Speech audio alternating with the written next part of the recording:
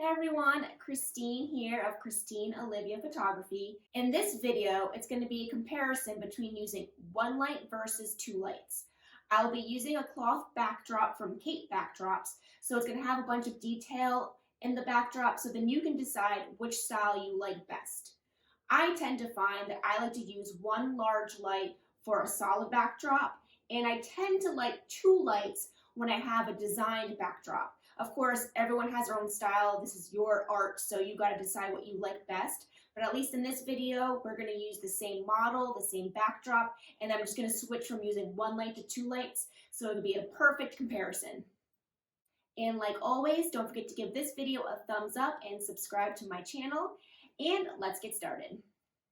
And this is my setup for today. I have the one cloth backdrop with some garland on the floor to kind of blend everything in. I have my light to the left, my light to the right. When I'm using just one light, I will be using this larger one to the right so it diffuses the light more and gives that nice soft look. And this is my AlienBee light, and it's at 1/32 power.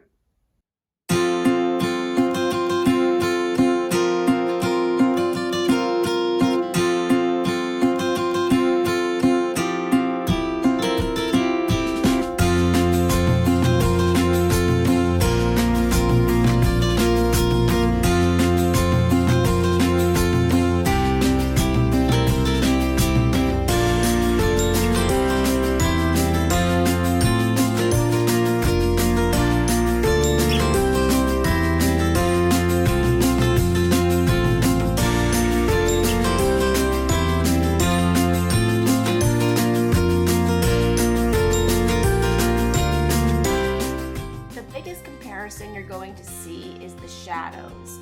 With one light, you're going to get shadows to one side of the face. With two lights, you pick up more of the shadows, but you lose some dimension to the face. So it's whatever you are looking for and what style you like best.